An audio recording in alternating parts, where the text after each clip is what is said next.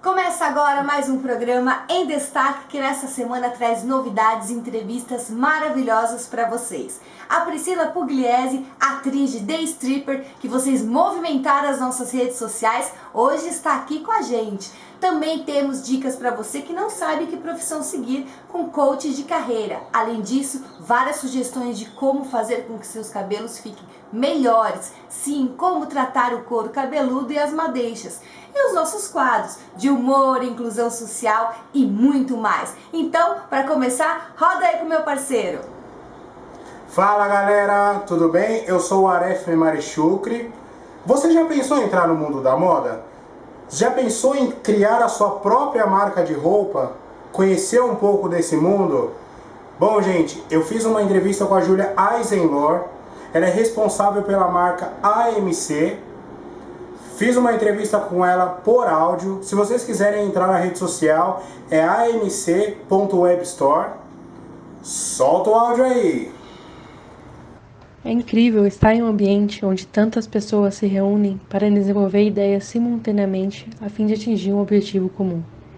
Cada etapa é tão importante que atingir o objetivo é adjacente ao prazer de observar, aprender, criar, viver. Eu sempre gostei de poder criar e pensar fora da caixa. Eu comecei a entender que cada pessoa tem um mundo dentro de si, que pode ser externalizado através da arte. São com pessoas que têm uma visão e querem externalizar suas paixões que eu tenho prazer em trabalhar junto. A AMC parte de uma paixão. Paixão pelo modo de vida, paixão pelos animais, paixão pelas tradições. A ideia é criar, junto com parceiros, algo novo, diferente, a partir das inspirações mais profundas de quem é apaixonado pela vida. O processo de criação parte da captação de diferentes perspectivas relacionadas a esse mundo. Quando pegarem uma peça de roupa ou um objeto, ou visualizarem uma imagem, pense que isso já esteve no coração e mente de alguém, e que isso inspirou todo um processo de criação. Primeiro entender o que significa para cada um fazer parte de tudo isso. Depois criar algo que transmita o apreço de forma palpável. Você já ouviu falar na Lauren Pugliese? E na Priscila Pugliese? Pois é, eu conversei com exclusividade com ela, uma atriz que está fazendo super sucesso no YouTube, no seriado The Stripper. Já ouviu falar? Se não ouviu, então corre lá depois do nosso programa para assistir. E ela falou com exclusividade aqui com a gente para contar sobre o que é que vai acontecer no seriado, sobre a carreira dela. E eu já comecei perguntando assim: Priscila, como é que foi essa vida, essa trajetória até aqui? Afinal, não é fácil conseguir um lugar ao sol e agora você já está aí nesse sucesso. Conta pra gente. Fala galera, meu nome é Priscila Pugliese, eu sou atriz do Rio de Janeiro, eu tenho uma produtora independente que se chama Pontuação e antes de começar essa entrevista maravilhosa, eu queria agradecer ao pessoal da rádio, principalmente a Pri e toda a equipe do programa Em Destaque que me deu essa oportunidade de estar aqui falando um pouquinho da minha história para vocês. Vou começar!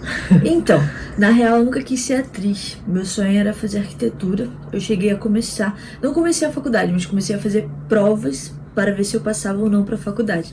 Até que uma amiga minha falou assim: Pri, vamos fazer cinema? E eu falei: caraca, fazer cinema? Que loucura! E aí minha mãe na época falou assim: cara, escolhe a faculdade que tu quer fazer que eu, graças a Deus, estou com condições de te pagar uma faculdade, então eu vou deixar separado uma proposta, então escolhe qual faculdade tu quer fazer agora. E eu falei: cara, minha arquitetura e cinema, arquitetura e cinema. Aí a louca foi fazer cinema, só que assim, eu fui sem pretensão, moleca na época, não sabia ainda o que eu queria da vida. Até que eu fiz e eu falei: cara, não consigo viver sem isso, não consigo. E quando eu tava terminando os meus estudos, tava pronta pra me formar, começou a me bater o desespero de tipo, não vou ter mais isso, sabe? A minha vontade é estar atuando, independente se eu tô fazendo uma novela, um filme, o que seja. Eu tava atuando, eu tava indo pra escola, eu tava atuando. E aí aquilo me deixava, caramba, o que que eu vou fazer da minha vida? Aí eu falei, não, eu não posso ficar esperando ninguém me chamar, não vou ficar esperando teste, eu tenho que produzir. Aí eu conheci as webséries e eu falei, eu quero fazer isso. Chamei um primo meu e falei assim, tu tem uma câmera, não tem? Ele tem. Então, você vai filmar, você vai atuar, você vai segurar o boom. E a gente foi juntando e formando uma equipe. Aí a gente fez a primeira série que não era dentro do Pontuação, que era a Preside. E era um sucesso das nossas famílias. E eu falei, cara, eu quero falar alguma coisa pro mundo, eu quero levar notícias, coisas que o mundo não sabe. Eu preciso ser voz, eu preciso chegar no coração das pessoas. Aí a gente criou uma produtora, eu e 2 amigos meus, o Dudu e a Tamires. Aí eu chamei o Rô, a gente começou a fazer entre 2 linhas. Só que a gente achou que não ia dar em nada. Até que, tipo, bombou muito pra gente. A gente bateu 10 mil visualizações em uma semana. A gente bombou muito na época. De caraca, tá bombando. Vamos fazer a segunda parte. Aí fizemos a segunda parte, a terceira parte. E começou a bombar. Aí a gente falou assim, agora vamos fazer websérie. Foi aí que a gente fez A Melhor Amiga da Noiva. E agora a gente fez Até Você Me Esquecer, né? Que eu dirigi a primeira parte, que é uma websérie do Rô. E agora a gente tá fazendo The Stripper. Na verdade, The Stripper tá no ar, né? E espero que vocês estejam gostando. Essa foi a trajetória meio louca. A história é muito grande, né? A gente vai ficar 1 hora aqui contando. Quem sabe um dia a gente tenha mais tempo pra sentar com vocês e contar mesmo o que passou em cada momento. Mas é mais ou menos isso até chegar The Stripper. E como foi pra você ver o The Stripper bater recorde de visualizações lá no canal do Ponto e Ação, com 219 mil visualizações em um dia? Então, isso de recorde é muito louco, porque na real a gente sempre espera que o projeto que a gente vai fazer, que o nosso trabalho seja um sucesso, que ele agrade as pessoas. Mas você vê que você está contagiando um mundo, que tem cada vez mais pessoas te vendo, você fica, caraca, que irado, que maneiro, a gente está sempre batendo o nosso recorde. Mas o que mais me impressiona não é a quantidade de views, é a quantidade de curtida. Como a nossa quantidade de curtida tem aumentado cada vez mais. Ou seja, não são pessoas apenas que passam ali e nem assistem nem a metade do trabalho, né? Mas sim pessoas que estão ali curtindo, que estão comentando. E eu acho que às vezes não dá pra acreditar que isso tá acontecendo. Às vezes parece que é um sonho que a gente vai acordar a qualquer momento. Mas é um orgulho, sabe? Você trabalha durante praticamente meio ano ou até mais pra fazer um projeto que vai durar 2 meses e alguma coisa. E saber que foi do agrado das pessoas, sabe? Você vê que as pessoas estão comentando o quanto a gente está melhorando. E isso não tem explicação, não tem quantidade de visualização que compre. Só de saber que aquelas pessoas ali estão felizes, dependente de número, sabe? A gente sabe que vida de atriz não é fácil, apesar de todo mundo achar que é muito glamour. Então, quais foram as dificuldades que você sentiu, que você teve, ou que tem ainda, para chegar a esse sucesso? Porque as pessoas só veem a coisa boa, mas tem o lado de trás. Então conta pra gente, Priscila. Então, a maior dificuldade não veio ainda em Entre Duas Linhas, veio em A Melhor Amiga da Noiva. Entre Duas Linhas, mal ou bem, a gente tinha uns amigos que filmavam e tal. Agora, em A Melhor Amiga da Noiva, a gente não tinha ninguém. Era nós 3 ali o tempo todo, um filmando o outro. Quando um tá em cena, o outro tá filmando. Quando um tá filmando, o outro tá em cena. E era boom aqui, era uma fã que ia, ajudava a gente, uma outra amiga. E aí era muita loucura. Hoje, graças a Deus, a gente tem uma equipe, a gente tem condições, graças aos fãs, de ter uma equipe, mas que pra gente foi muito aprendizado naquela época. Tirando a parte de que eu e o Rô, a gente dividia o bilhete único, quem sabe é tipo um cartãozinho pra ônibus. Então às vezes a gravação acabava tipo 11 horas da noite, aí eu passava o cartão pro Rô ir embora. O Rô ia embora e eu ficava esperando o próximo ônibus, que nesse horário chega meia hora depois, às vezes até 1 hora. Então isso era realmente horrível, era uma loucura. E ficar em casa sozinha, na rua sozinha, de repente eu tenho que andar, né, do ponto de ônibus até minha casa. Então eu morria de medo. Chegava aqui, era 1 hora da manhã, mais ou menos. A gente mora realmente muito longe de onde grava. E essa era a parte que era bem complicada mesmo. Mas em questão de produção, cara, eu gostava da gente se autoproduzir, da gente filmar, porque tudo também ficava do jeitinho que a gente queria. E eu sou muito chata com isso. Mas graças a Deus a gente deu uma melhorada, a gente deu uma crescida e agora a gente tem uma produção. E por falar em carreira, com quantos anos você decidiu criar o Ponto de Ação e falou assim, vou criar, vou me jogar e vou fazer dar sucesso? Como é que foi isso? Então, não sei se vocês vão lembrar, mas no começo da entrevista eu falei que a gente tinha uma série, né, que era Preside, que a gente postou num canal mesmo no YouTube com o nome da série, websérie e tal.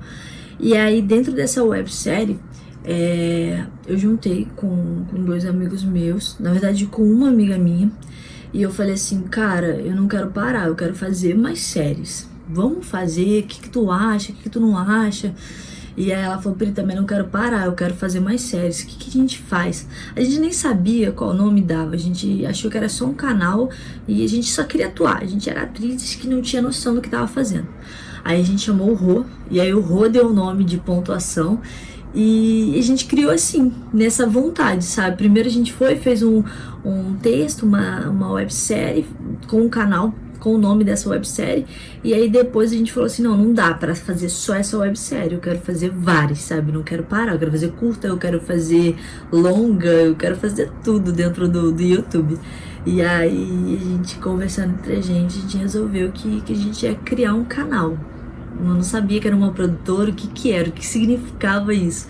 Aí agora, com o longo do tempo, a gente tá vendo, tá realmente transformando em uma produtora independente. Pelo que eu pesquisei, The Stripper é baseado numa fanfic.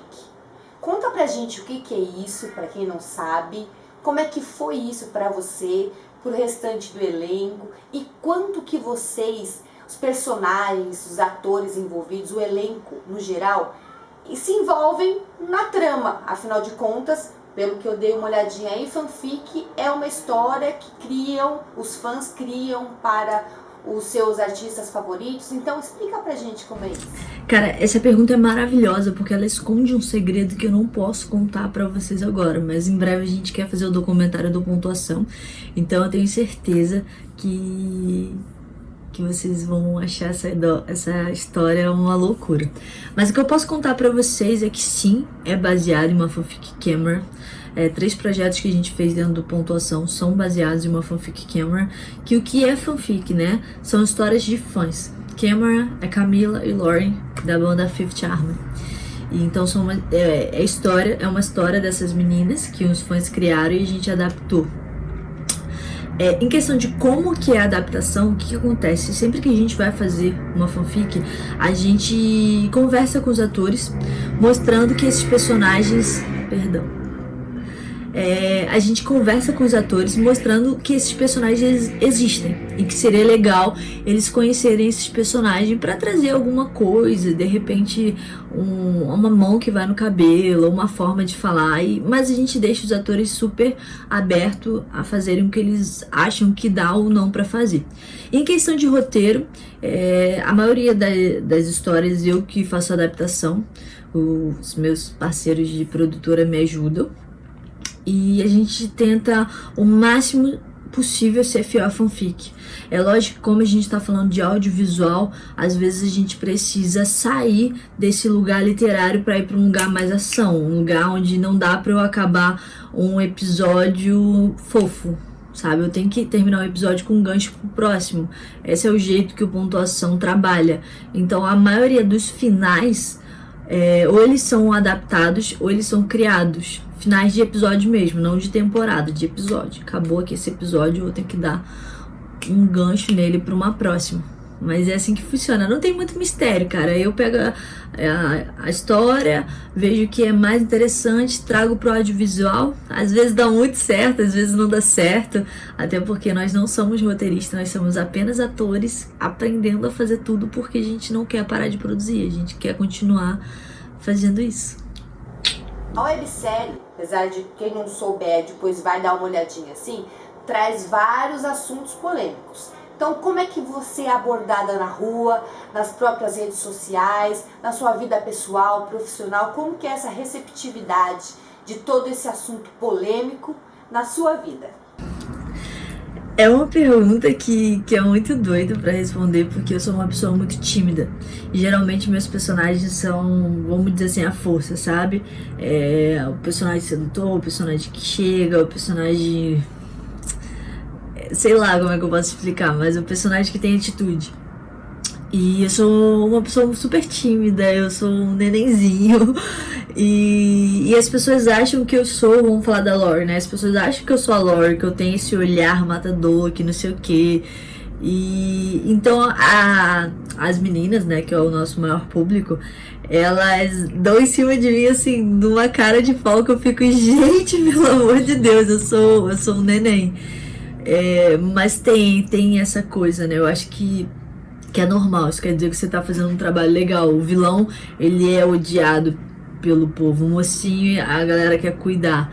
E aí, no meu caso, essa mulher sedutora, essa mulher que puxa, né, que dá em cima, as meninas ficam... É muito doido isso, cara, porque me deixa com muita vergonha. Mas sim, tem uma resposta assim. E graças a Deus até hoje só tive respostas positivas, loucas, mas positivas. E é isso. O The Stripper já tá quase no fim. E eu fiquei até triste porque eu estou acompanhando, estou amando. E conta pra gente, vai ter continuidade? Se sim, há previsão? E quais os outros projetos que os fãs podem esperar ainda para este ano de 2020?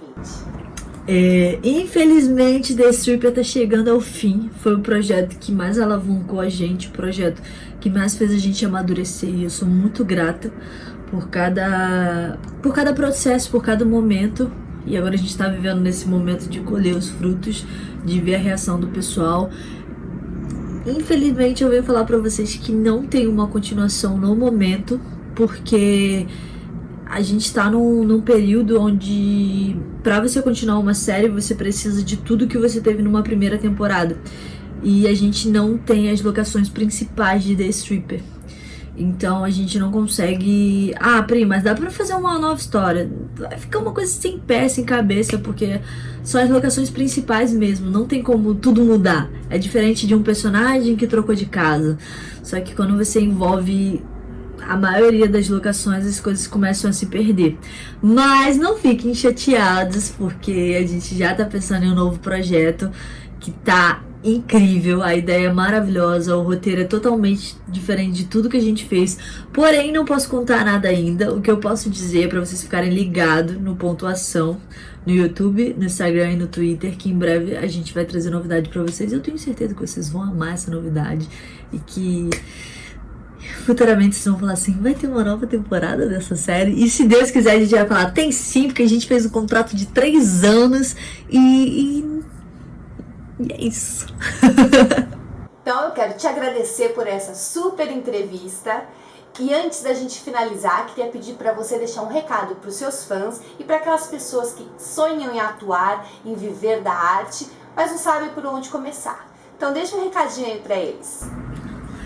Primeiramente, eu não quero deixar um recado só para os meus fãs ou só para pessoas que querem atuar e não sabem como começar, mas eu quero deixar um recado para todo mundo que está assistindo esse vídeo. Stay home, fique em casa, por favor, quédate em casa. Porque, gente, eu sei que a gente tá toda hora ouvindo falar disso, mas realmente a gente precisa dar voz a isso. Não é uma gripezinha, é uma doença super séria, que às vezes não vai fazer mal pra você, mas vai levar pra dentro da sua casa e pode fazer mal pra algum parente seu. E imagina acontecer alguma coisa grave com um parente seu e você saber que você que trouxe isso. Então só saia de casa quem realmente tem necessidade de sair. Quem não consegue outro jeito de levantar dinheiro e realmente não tem como, porque tem que comer e etc. Ou alguém que trabalha com alguma coisa que é muito importante, que tem que estar na rua. Então, por favor, fique em casa. E quem tem que sair, chegou em casa, tira a roupa toda, vai tomar banho. Se possível, lava a roupa, porque, sei lá, né? Eu acho que é melhor lavar do que deixar ali no sol. Então, por favor, gente, se cuidem, porque isso é sério. E eu quero continuar com vocês, eu sei que vocês querem continuar comigo. Eu sempre falo isso, mas eu gosto de afirmar, porque tem pessoas novas e pessoas também que nunca me viram aqui, né? Estão me vendo agora.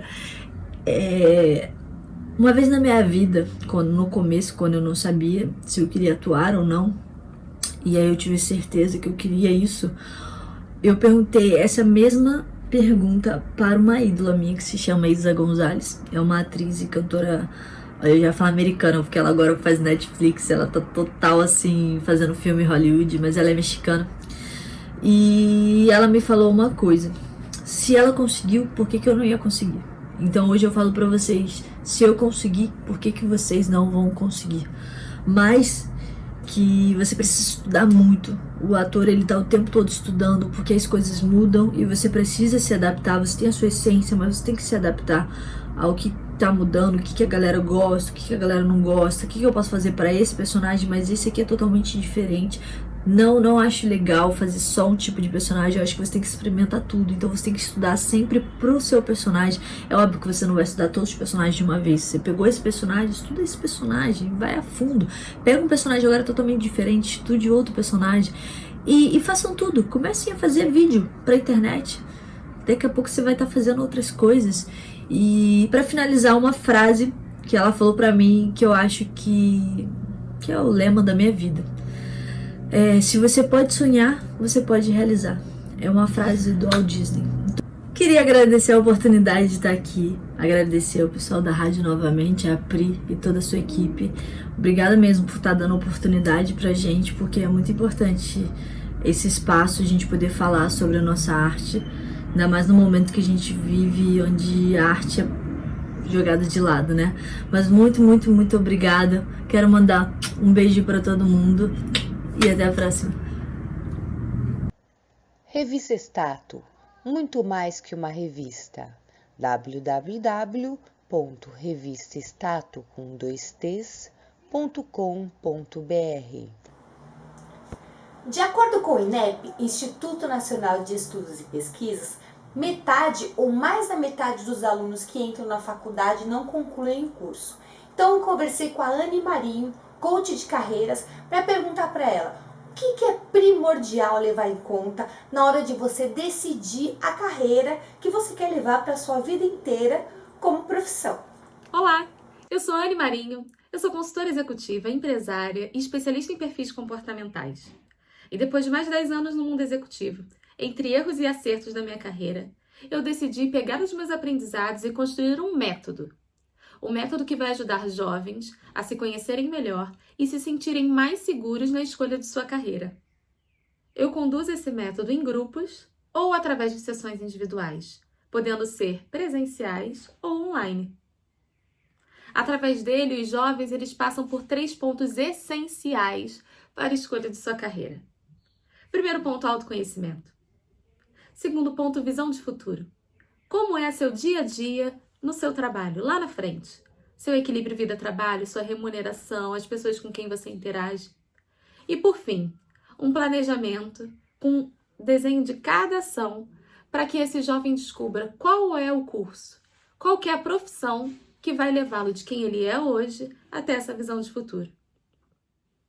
Na Maratona Online, são 5 encontros, onde nós vamos passar por todas essas etapas juntos e descobrir como se sentir mais seguro nessa escolha que é tão difícil e que a gente precisa fazer tão cedo. Anne, quais são os maiores erros que as pessoas cometem, que é por isso que tem tanta evasão de alunos nas faculdades?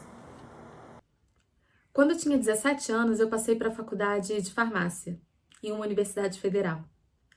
E aquilo foi tão grandioso para mim, para minha família, por ter passado num vestibular, enfim, era uma universidade pública. Alguns valores, né, que a gente tem interno, aquela questão de atender a expectativa do pai, da família, que eu não parei para pensar se era realmente aquilo que eu queria para minha vida. Eu gostava de química, gostava de física, matemática, ok para biologia, então fazia sentido. A faculdade terminou e eu nunca atuei na área de farmácia.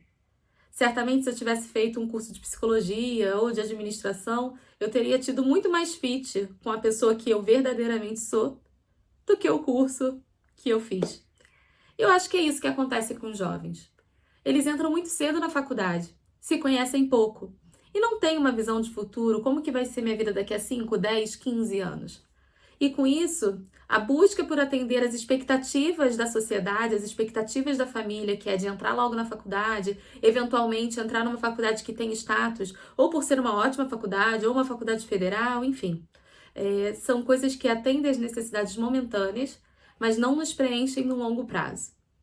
E isso é um dos fatores que aumentam e que reforçam a evasão ao longo dos cursos, ou pessoas que, como eu, concluem a faculdade e não atuam na área.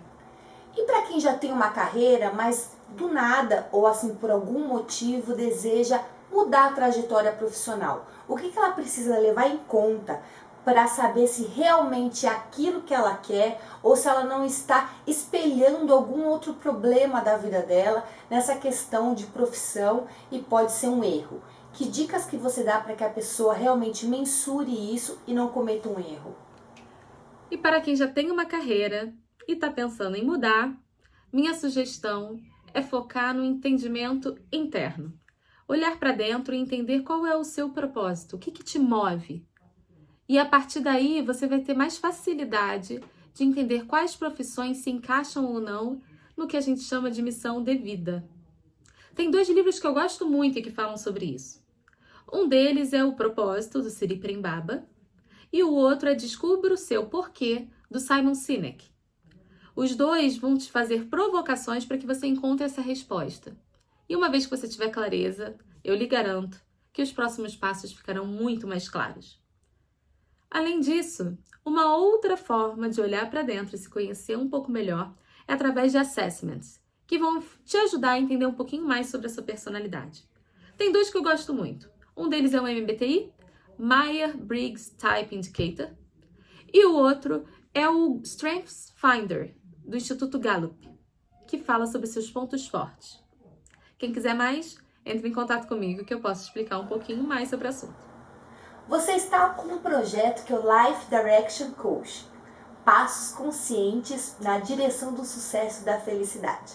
Então, conta um pouquinho pra gente sobre isso. O Life Direction Coaching é uma metodologia que eu desenvolvi com muito carinho, por conta da minha história de vida. De tanto tempo que eu me dediquei numa área que não era aquela que estava conectada com a minha verdadeira essência. Então, quem participar desse processo vai mergulhar num profundo autoconhecimento, para entendimento de seus pontos fortes, de suas características comportamentais, seguido de uma estruturação de visão do futuro, para que a gente possa sair do automático e ter clareza em cada tomada de decisão do que vai nos deixar mais próximo dos nossos sonhos. Por fim, pegando todo o meu aprendizado do mundo executivo, vou trazer ferramentas que as grandes multinacionais usam, para que cada um dos participantes possa desenhar a sua estratégia de vida. E aí sim, ter mais segurança na escolha de sua carreira.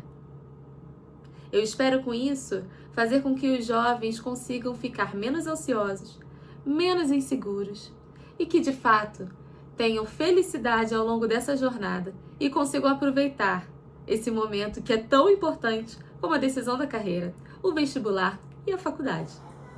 E o que você pode adiantar de dicas ou sugestões pra gente nesses passos em busca da felicidade, na carreira, na vida, no sucesso? Ou seja, um pouquinho aí do seu trabalho, do seu projeto. Conquistar sucesso e felicidade. Parece que a gente busca essa fórmula mágica, né? Na minha experiência, a felicidade chegou quando eu consegui um equilíbrio entre as diferentes áreas da minha vida. E eu passei a trabalhar com algo que realmente estivesse conectado com o meu propósito, que é o que eu faço hoje. Eu ajudo pessoas a se desenvolverem e a se conectarem com a sua melhor versão.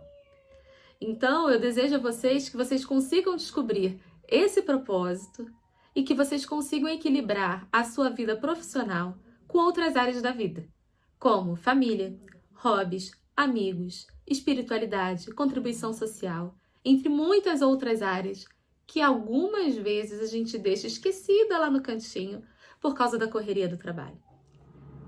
E quem quiser ajuda para encontrar esse caminho, me segue nas redes sociais, que lá eu posto várias dicas ou participe de um dos meus treinamentos. Um beijo grande e muito bom falar com vocês. A gente gosta de notícias, mas também a gente gosta de humor. Então vamos lá na coluna do Teus Alves. Coluna. Vamos lá. Teus Alves. Gente, esse ventilador liga melhor quando tá ligado. Tô pingando aqui, ó. Nem começou, tô pingando. Pra mim tá bom, me favoreceu, melhor que esse. Olha a minha perna, gente. Que isso, olha, favoreceu demais. Essa perna, que isso, maravilhoso. Oi, gente, tudo bom com vocês? Me dá um beijo aqui. Mua, mua. Como é que vocês estão, gente? Aproveitando esse clima aqui de quarentena, hoje eu vim dar dicas pra vocês no programa de... Gente, tem que apresentar a falta de educação minha, né? Tudo bom, menino? Prazer, meu nome é Matheus, pra quem não me conhece. Sou influenciador digital, Teus Alves. Vou deixar meu Instagram aqui embaixo, ó. @ aquela bolinha assim, ó. O A com a bolinha dentro. @TT... Não, arroba não. É arroba, gente. @Teteus underline. Underline, pra quem não sabe, é o tracinho. Sabe aquele tracinho? Underline...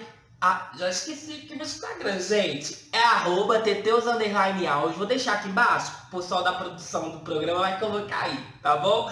Hoje eu vou dar dicas pra vocês do que fazer em casa. Porque assim, gente, eu já não tô aguentando mais ficar em casa. A primeira dica que eu tenho pra dar pra vocês que estão em casa nessa quarentena é...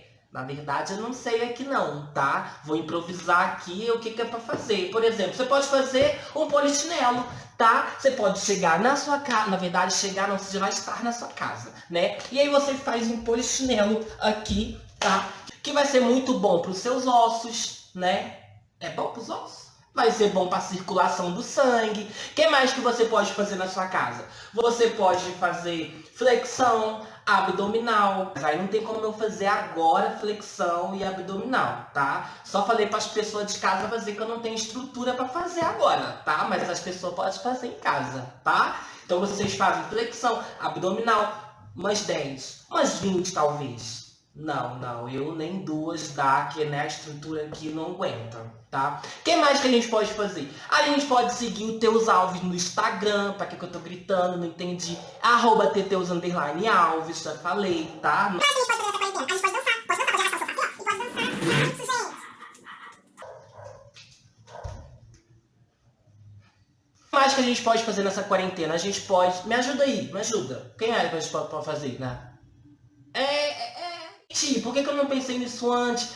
Acompanhar o programa toda quarta-feira às 2 horas da tarde. Gente, por que eu não pensei nisso antes? Pelo amor de Deus. Às 2 horas da tarde, toda quarta-feira. Qual rádio? Manu de Carioca. Vamos bater palma aqui pra produção, gente. Hoje tá acabando. Graças a Deus, tô com calor aqui, ó. O Renko chega tá molhado de calor. Menor condição de continuar. Tá? Espero que vocês tenham gostado do programa de hoje. Vai lá nas minhas redes sociais me acompanhar. Saber o que é que eu faço no meu dia a dia, que não é nada, tá? Não tem nada pra fazer mesmo. A gente fica dentro de casa. E a gente não precisa estar só em confinamento para cuidar dos cabelos. Afinal de contas, a moldura do rosto é sempre uma preocupação, não somente das mulheres como dos homens. Então eu conversei com a Viviane Coutinho, tricologista, e perguntei para ela quais são os erros mais fatais que nós cometemos quanto à saúde do couro cabeludo e dos nossos cabelos. Olá, sou Viviane Coutinho, tricologista, e hoje eu vim bater um papo sobre saúde capilar. Bom, existem erros fatais que cometemos no nosso dia a dia, às vezes até por falta de informação correta. Uma delas é saber o intervalo de frequências de higienização. Lembrando que couro cabeludo é pele e que a gente precisa remover essa sujidade. Então, dias alternados é bem bacana. Escolher os cosméticos ideais, sempre de olho nas necessidades de couro cabeludo e de fibra capilar. Não prender os cabelos nem dormir ainda úmidos ou molhados, né? Porque ambientes úmidos e abafados geram proliferação de fungos e bactérias, então causando coceira, inflamação de couro cabeludo. Isso não é bacana. Outra coisa importante, se eu tenho necessidade de usar secador, eu preciso sempre usar protetor térmico antes da exposição do calor.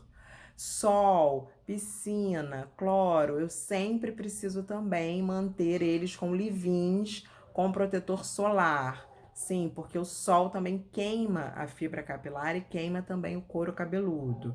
Com relação a pentear os nossos cabelos, escolhas de escovas e pentes ideais para o nosso tipo de cabelo, evitando pentear quando esse cabelo está muito encharcado, porque eles tendem muito a ficar mais elásticos e quebradiços. Então são cuidados que fazem toda a diferença na manutenção da nossa saúde capilar.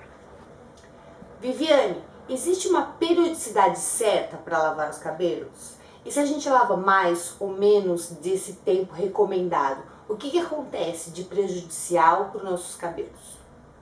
Com relação a tempo, periodicidade específica para cada tipo de cabelo, de higienização, dias alternados é uma boa escolha, porque eu consigo remover sujidade sem deixar aquele acúmulo de oleosidade, de seborreia que prejudica a nossa saúde capilar.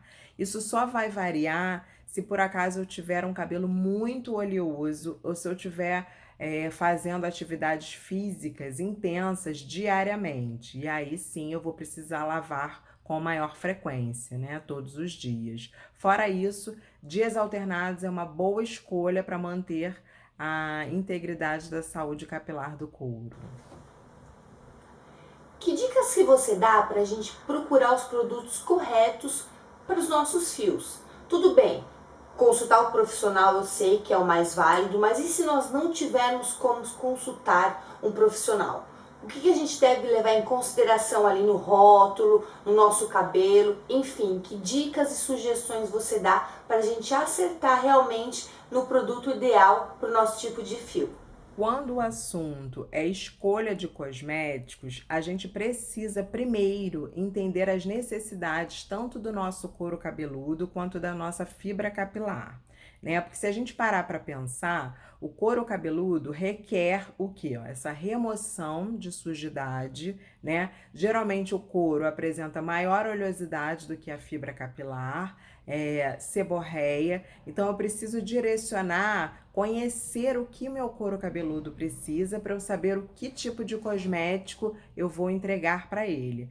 Já a nossa fibra capilar, a gente precisa entender, ela está ressecada, ela está elástica, ela precisa de brilho, ela precisa de nutrição.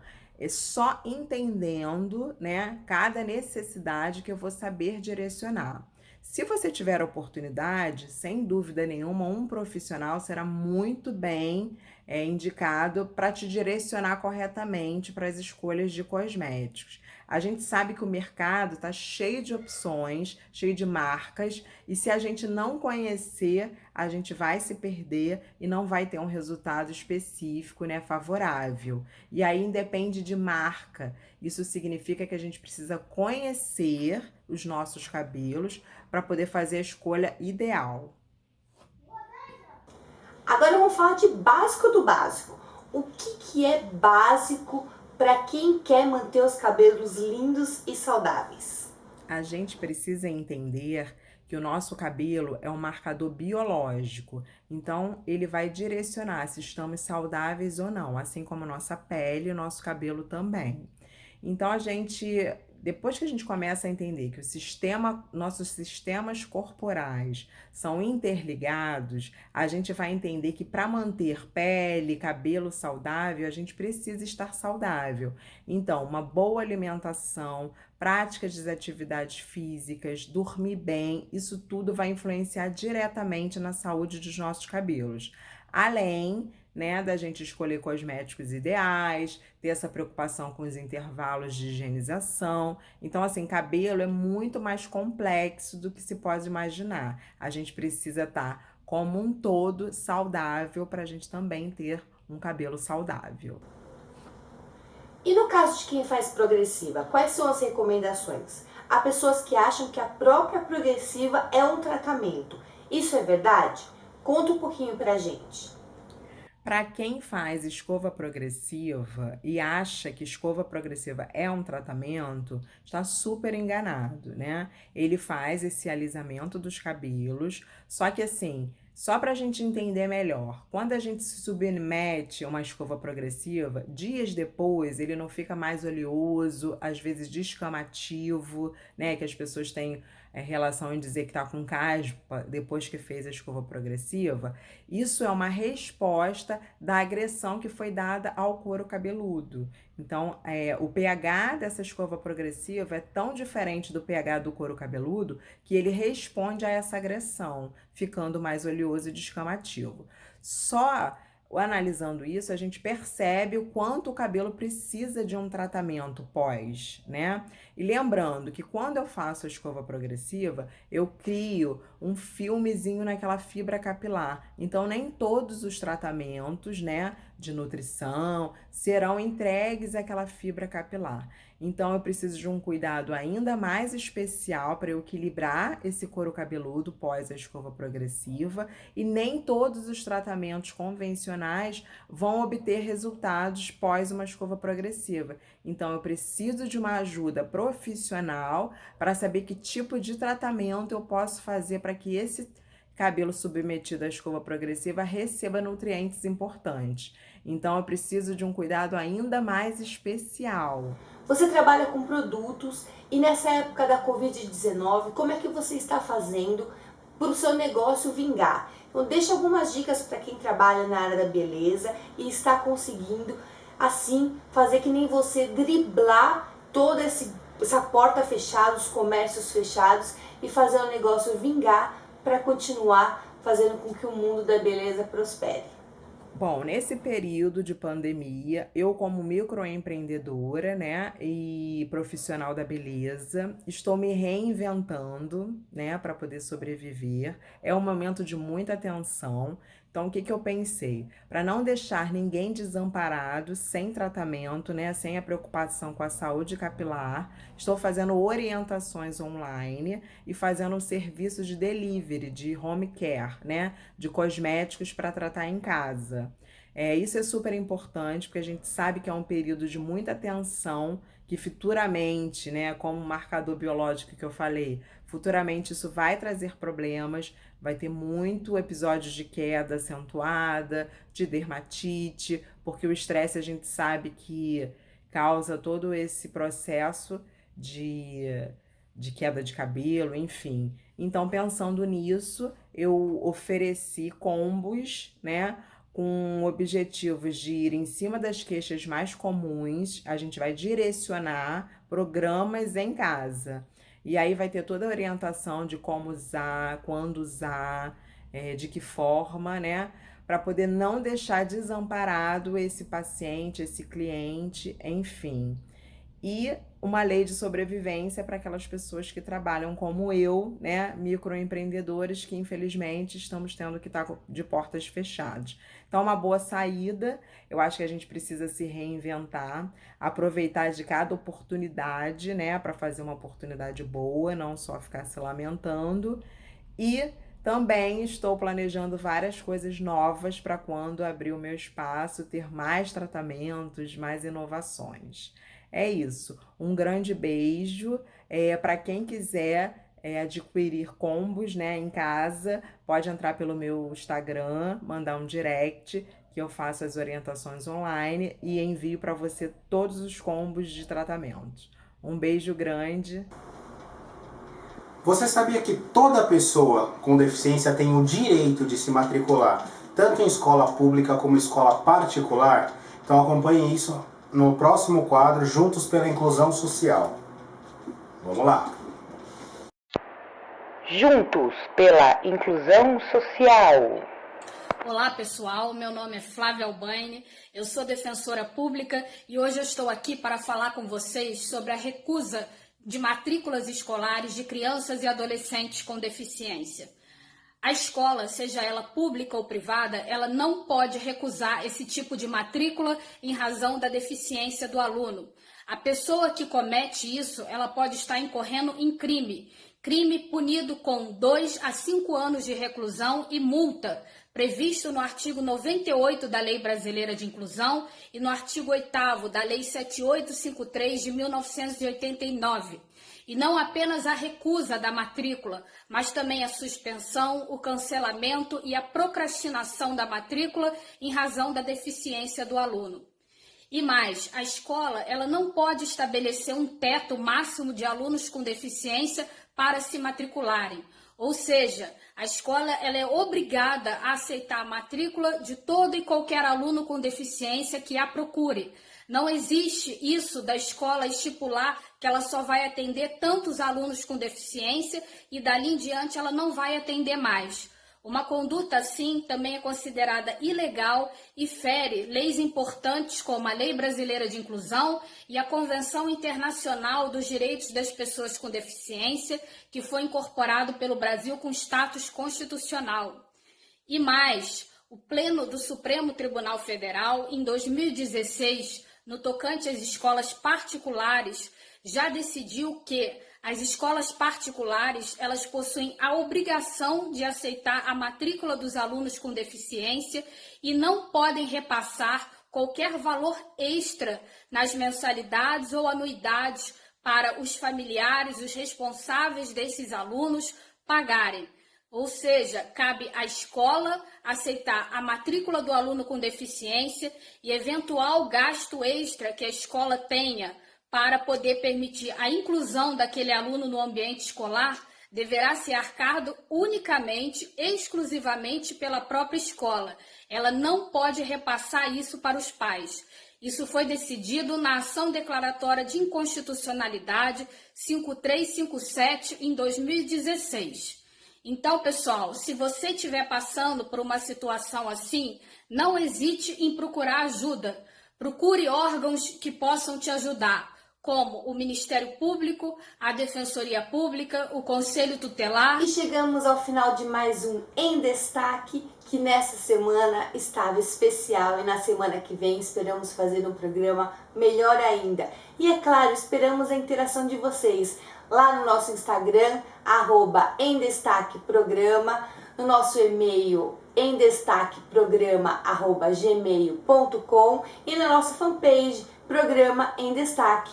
Você pode comentar, mandar suas sugestões, opiniões e muito mais. E se você quiser me seguir na minha rede social também, é @prisilvestre_. Na semana que vem esperamos por vocês e depois, claro, você assiste a gente no YouTube, não só esse programa, como todos os outros. Um grande beijo e até semana que vem.